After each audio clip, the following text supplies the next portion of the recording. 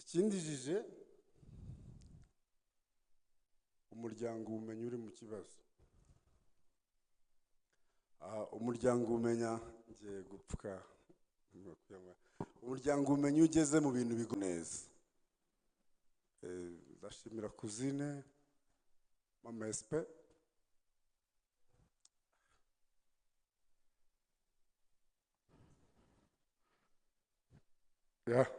muradukunda mwihangane ntabwo nshaka kumufata bimeze neza. Umukecuru abashe kuvuga nta kiniga, nizere ko nanjye ndibushobore kubisoza. Ndabashimira, ndabanza nshimira abantu bose badufashije, bavuze oncle, bavuze n'abandi batamanshininze amazina, harimo Alice,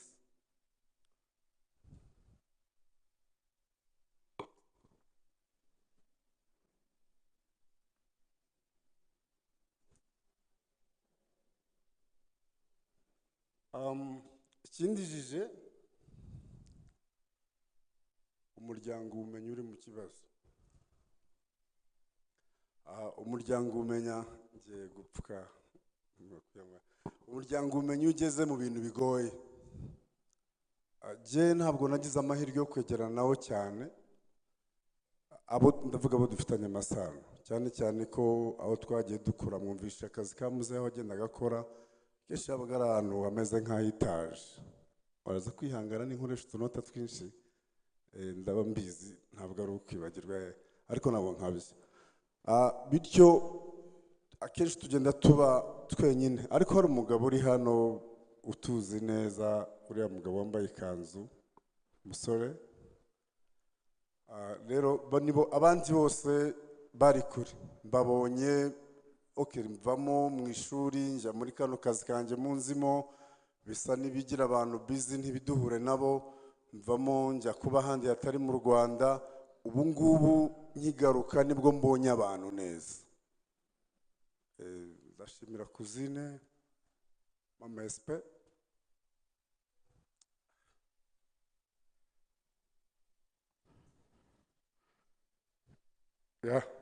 muradukunda mwihangane ntabwo nshaka kumufata bimeze neza. Nibyo rero ndashimira mwese, famiye ya muzehe, famiye yo kwa sebukwe, mwakoze ibintu bikomeye mu gihe gitoya. Ndabifite, thank you. Mwakoze ibintu bikomeye mu gihe gitoya. Ntabwo turi abantu benshi kwa muzehe, yatubyaye turi batatu, umaze kugira abuzukuru batandatu n'umugore umwe. Rero ntabwo tubara, turakura. Ngiye kuvuga kuri muzehe mu magambo makeya. Muzehe yamaze imyaka myinshi ataragira abana, niko batubwira. Kubw'amahirwe nza ndi uwa mbere, bavuze ko hari umukobwa wagiye ariko wowe ntawe nzi. Ubwo nizi nk'imfura. Ubusanzwe asanzwe akunda abana, muragenda mubyumva. Rero agira umwanya wo kumfata. Ubundi muzehe ntabwo baramuvuga mba mbizi ko bamwumva, ariko nzi ko hari ango ye nzi abandi batazi. Nzi ubushobozi ashobora guha umuntu umwicaye imbere bitewe n'uko ameze, akahava yamukunze. Nari mbizi. Rero kuba yarabonye umutwe uri empty, umutwe uri vide, ukivuka uri mu busa, yangize uko ashaka. Mama warabizi n'ujya ubimbwira ngo abantu buriya ntabwo babizi kuri so ugenda, bitari mu mico, wenda sindamera nkawe, ariko yafashe andera mu buryo butatu. Uburyo bwa mbere, muzehe yakundaga gusenga, muzehe yakundaga ibintu bijyanye n'ubumenyi, yagiraga amatsiko yo gusoma ishuri. Muzehe agakunda ubukorikori. Ibyo bintu no kuko nari umwana we mukuru byose abishyiramo, ntabwo nari nzi ibyo ari gukora, byose abishyiramo kandi byose bigenda bimbera akamaro mu buzima. Ntabwo abantu babizi, wenda ko reka ne kuvuga byinshi kwivuga. Inzira ya mbere yo gusenga, ndibuka twabaga turi gukina n'abana, ntabwo yakundaga kubabaza umwana wundi undi iruhande cyangwa ngo amwereke ko hari undi mubano dufitanye, agacunga agasa n'udusize cyangwa akantwara nk'ugiye kunyereka akazi nkora, akantwara ahantu mu gashyamba akambwiriza. ndibuka ko yampaye inyigisho guhera ku myaka mfite kugera igihe numvishe mbihaze mbivamo kumukurikira, ko numvaga Bibiliya narayimenye bihagije kabisa. Akambwira ikintu nkumva twakivuzeho, akambwira ikintu, ariko muri ibyo byose ikintu yagombaga kunyigisha mu ijambo ry'Imana yarambwiraga ati rero ijuru ushobora kuzahura n'abantu bataryemera bakakubwira andi magambo, ariko kondisiyo zo kwinjira mu ijuru ubwazo uzikoze udakorera ijuru, hano ku isi wabana n'umuntu wese neza. Ni ntukice, ntukibe. Nunareba amategeko y'ijuru n'amategeko y'igihugu ubusanzwe usanga byose ari kukwangira, kubangamira undi muntu uwo ari we wese. Andekeraho. Icya kabiri ryari ishuri. Umusore warabizi, nababwira uriya mugabo witwa Musore aratuzi, azi ko twateranaga amagambo n'ibindi. Ntabwo ubundi najyaga mu ishuri kwandika, tugira impano yo kwandika iwacu. Akenshi najyaga mu ishuri bakampa note ngufatira abandi banyeshuri kubera ko tunashushanya. Icyo gihe niba ari biology bakaba bazi ko icyo muri kwigaho nimba babimpaye ndi busige nshushanyije, bigatuma ntahana amakaye y'abarimu. Umwarimu ukamufatira note akaguha ikayi ye, genda nawe ufatire note mu rugo. Yakaye ugasanga irimo note z'igihembwe cyose. Mama waratuzi rimwe na rimwe n'umuriro udahari tugacana itara rya peteroli kugira ngo dukoreshe umwanya dufite yakaye y'umwarimu tuyirangize. Ubundi mu ishuri abantu twiganye muri inférieur, ntaragera mu wakagiye cya section, ntaramenya umuziki, bari bazi ko kuri mu ishuri ntabaho, ariko yari muzehe. Nta mibare bantinyaga mu mibare, yari muzehe. Mu by'ukuri minervare kwari kujya gufata amatitre nkayazana mu rugo, nta kindi nari nzi ko nigira. Ibyo byose byagiye bimfasha. Nyuma yaho icya gatatu rero ari nacyo nenjoyingaga cyane papa. Ntabwo namwitaga papa ko murabizi amateka yabaye muri kino gihugu, hari igihe wicaraga mu ishuri uri kumwe n'abana badafite ababyeyi, nkavuga ni nkomeza gukoresha ijambo bo badakoresha bishobora kubabangamira, nkahora mvuga muzehe. Bamwita sogokuru, bamwitundera, ariko mfa kuba mbana nabo neza. N'abaje mu rugo bakomereza utumwita muzehe, ni gake tumwita papa, ariko tukambimwita. Rero muzehe yari ukunda gushushanya, agakunda kwandika imivugo, we yabyitaga ibirondo. Tukajya muri competition je nawe. Bya bintu rero ntarondogoye nubwo nabisabye, bya bintu byarakomeje. Yarafite ibintu by'umubumbe mu rugo, mubumbe uri hisi. Tugahera ku gihugu cya mbere akampa histoire agatikinga, akambwira aho giherereye. Ari nk'igihe mpora n'abantu nkababwira ni Brazil, akamaza Brazil nk'uvandavana uyu muntu kubera ko nkibagirwa ko je babimpaye ndi muto. Tukajya ku kindi gihugu akambwira agatikinga, rimwe ngasanga bimwe ntabiza, akajya gusoma akazagaruka. So rero tujya mu gushushanya, tugashushanya isi, tukandika ya mivugo, byose byaramfashije. Nagiye hanze njya kwiga ibindi singomba ko mbivuga, sanga biri mu histoire nyinshi. Numvaga binyure ko mbizi wenda ururimi nuko rwari rwahindutse. Ibyo gushushanya no kwandika nize secondaire, ntabwo nasabaga argent de poche igihe navuye mu rugo njya ko nize ndi mu externe kenshi kubera guprofita kwanyigisha. Igihe nagiye muri secondaire ntabwo nasabaga argent de poche. Nakuze nandika ibyapa, niwe muntu wabimpaye bingira akamaro. Na ya ntuza y'imivugo nisanze mu muziki kugeza uyu munota, nyambona ukunda abandi bahanzi bastrugglinga babandikira indirimbo, nta muntu uranyandikira indirimbo. Ahubwo nawe yaragarukaga komante akavuga ati hano wabikoze wiruka. So rero yageze igihe tuve muri ibyo, arambwira ati ngeze maze kugera mu myaka nka 14, hari igihe ugera umubyeyi ukumva ntacyo ntagukuyeho. Mvamo ubundi rimwe yaje kumbwira, arambwira ngo uzi kirondwe. Kirondwe ndakeka ari abantu bakizi. Nagasimba gafata inka cyangwa irindi tungo riba mu byatsi, iyo kagifashe gakunda kubyibuha. Gakunda kubyo ko kakunywa amaraso. Natinze ngiye gusoza. gakunda kubyibuha. Rero arambwira ati ikirondwe ku nka kiba gisa neza, ariko iyi nka igize ikibazo ntabwo kibaho. Arambwira ati ubu ngubu risamba nkubona urya imiceri n'ibyayi umeze neza, ariko utanyira utekereze kuzakora ubuzima wenyine. Ankorera uko rero twagezeho, ahura na compassion, afata abana neza, barana n'abantu bose neza. Biranshimishije ko papa agiye ndi hano nkagira icyo nkora kandi nta kintu atakoze. Ikindi ndashimira ko mama nawe mparukundo kuri muzehe, ahoraga ambwira kumwizera, so no munyakuri, warakoze, twabaye inshuti, twakoze byinshi, hari byinshi nari kuvuga ariko ndakeka narekera aho ngaho. Mwakoze kandi kudutabara. Hari ikindi nibagiwe kuri uyu mugabo, ni murumuna we, nawe yaraje turabana kwa muganga ananirwa gutaha, muzehe hari ndarangiza tukiri kumwe, nawe ndamushimiye, murakoze cyane. Murakoze, mwagenda mama.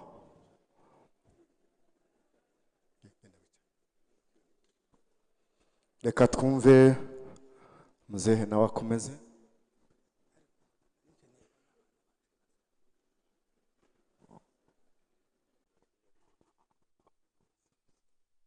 Yesu ashimwe.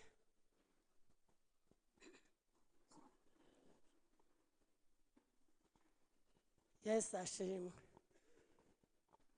Biragoye kuvuga uyu munsi kugira ngo mvuge muzehe. Muzehe sinarinzi ko ari nje wohagarara aha musezera. Nk'abatuzi n'abaturanyi n'abo tuva indimwe, mwari muzi ko ari nje wari umurwayi, ariko byarantunguye kugira ngo muzehe ambanzirize.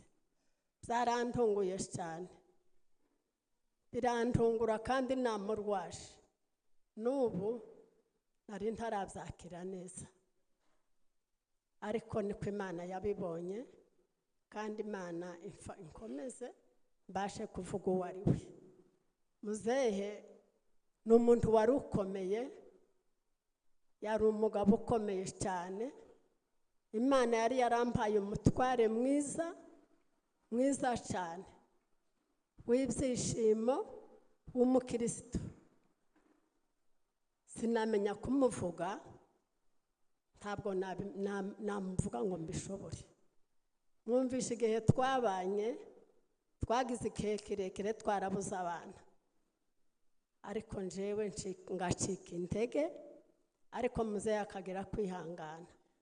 Hari ukuntu yanyicazaga akanigisha, akambwira ngo nutabuzara, ariko yakwihangana akazagera mu ijuru.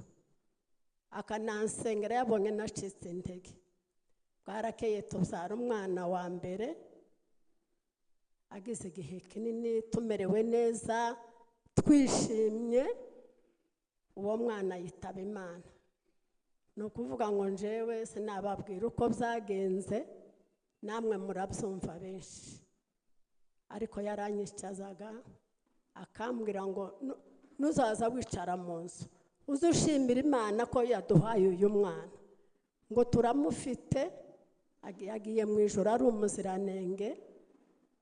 Nkarenzaho kubabara cyane, yabona nababaye agahaguruka akansengera. Ibyo ni ibintu mvuga imbere y'Imana n'imbere y'abantu, kandi abenshi nahoraga mbibabwira abo tubana.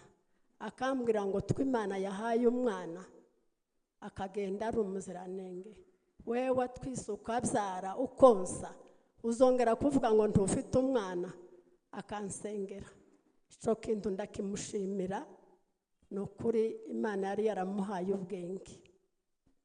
Hari ukuntu twicaraga mu nzu, uko abantu bagira ibibazo, akambwira ngo ntugatinde ku kintu udafitiye igisubizo. Nubona hari ikibazo kibaye kitakwerekeye, cyapfuye ku Mana, cyaba ikindi cy'abantu bahumeka, ntikikagutwara umwanya kuko utagifitiye igisubizo. Imana izabimuhera umugisha, kuko ari ryo jambo yakundaga kumbwira. Kambwira ngo iwe niyo yopfusha ngo afite ukuntu yobyikuramwo bikamuvamo, kumva ndamutinya. Yari umugabo w'imico, yari umugabo w'ubwenge. Ntabwo nigeze ngira impungenge nagiye ahantu ngo ntinde ngo mvuge ngo umutware wanje arashika ntonganya. Agiye ntarabona harakara, agiye ntabwo turavugana nabi. Nta n'umunsi n'umwe kurya abadamu bagenda ahantu bagatinda cyangwa bagakora batinze, n'abana nareze uretse abanje ni ukuri bo bihamye, ntabwo yigeze mbona amerewe nabi. Kandi yabona ikintu umuntu akoze kitari cyiza akitonda akakubwira nk'utagize ikibazo. Hari rimwe namubwiye ntese ko ntarumva untonganya, numve hari ikibazo uvuga ko nkora ibintu byiza cyane. Arambwira ngo nta kibazo, kandi wagenda ahantu ugatinda niwe utaha ugakora, nta kintu ngufasha. Ndamushimiye kuko yabaye umwizerwa, ndamushimiye ko yari umugabo w'ubwenge, umuntu w'imico myinshi, umuntu wavugaga make. Reka tumurekera hose ntashobora kumuvuga. Ikindi nshimiye Imana, nibyo Imana yadukoreye iduha abana nyuma y'uwo, turishima tumererwa neza, kandi duha abana batwumvira badukunda. Imana ishimwe. Ikindi muzehe yageze igihe cyo gutaha, uyu mwana yaragize igihe kinini, bombi ni babiri nyine ntabwo babaga mu rugo, ndetse n'umukobwa wacu abibugande. Ariko Imana itegura uyu musore, yemera gutaha umwaka ise azataha. Icyo kintu cyaranejeje kandi cyatumye nkomera. Nabonye ukuntu Gitoko yatashe, ayahoraga atubwira ngo ntazagumiriye azataha, akabitwizeza, ariko akenshi ni kandi utarabyemeraga. Ariko ejo bundi twumva araduhamagaye ngo aratashe, kandi araje burundu. Araza ahageze, yaje mu kwa 12, muzehe kugira ngo azamube hafi, azamurwaze. Imana yadukoreye umurimo. Nasanze muzehe hari umunyamugisha mwinshi.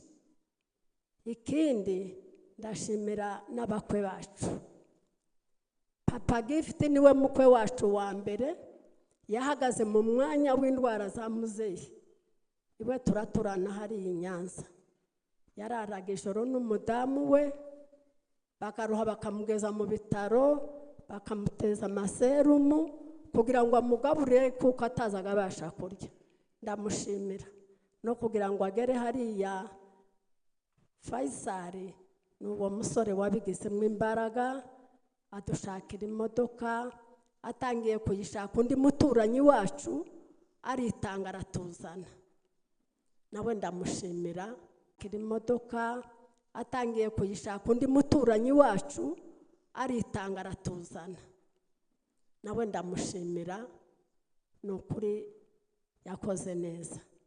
Ikindi ndashimira umukwe wacu wundi wa kabiri, babibugande, ariko yazaga arenze umwaka umwe akatuzanira abana ngo baze batumara irungu. Muzehe hagiye abana bamuzi, baramumenyereye, baramwisiriseho, nukuri abo bana bacu Imana ibagirire neza. N'ejo bundi aritanga, umudamu araza arwaza se kugeza ku munota wa nyuma, n'umutware we yaraje asiga abana, araza hagira icyumweru. Nukuri ntacyo batakoze. Shimiye abantu bose badufashije, abantu bose badufashe hariya kwa muganga, abadusuye, abamurwaje, Imana izabagirire neza. Hari abana batanguranwaga ngo nanje ndaja kuharara, nukuri barakoze, ntacyo twabona tubahemba. Ikindi reka nshimire musaza wanje, ni Mahoro, nahaguruke mu murebe abatamuzi. Uriya ni umuntu udasanzwe.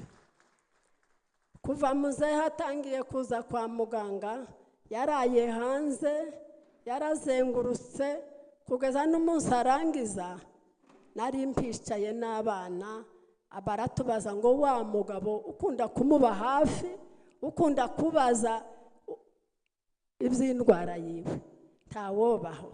Turababwira ngo ntawuhari, bababwiye ko mpari, baravuga ngo birahagije. Ni ukuri Mahoro yarakoze, n'abana be barahagurutse nubwo atari bo bonyine n'abandi. Ni ukuri ndibuka umunsi tumuzana Faisal yaraye ahagaze nta n'intebe ihari, baraharara bahagaze na mwishwa we, burasha mu gitondo arahirirwa kugeza badushikije seyashika. Mahoro ndamushimiye, sinabona uko navuga. Nshimiye umuryango wacu mvukamwo bose, uretse uko mvuze Mahoro wenyine, ariko imiryango yacu yaradusuye, baransuye, barakubiranye kenshi. Nshimiye n'umuryango nshakamo, umuryango wa muzehe, nta kintu batakoze. Imana yarakoze. Abana bacu bari i Bugande, abari kure, abari hafi, bose babonye uko baza, abenshi baraje baramusura. Ndashimira Mudagiri, ni ukuri yarakoze. Ni umwana wa mukuru we, yaraje aramusura avuye mu Bubiligi, ahagira ibyumweru 2, ataha ku wa 4, muzehe arangiza ku cyumweru, yarongeye aragaruka. Mudagiri Imana imugiriye neza, n'abandi bose bazanye, ntawavuga ibya muzehe. Reka mbashimire namwe mwese abishicaye aha, ndetse guhera ku bayobozi b'itorero.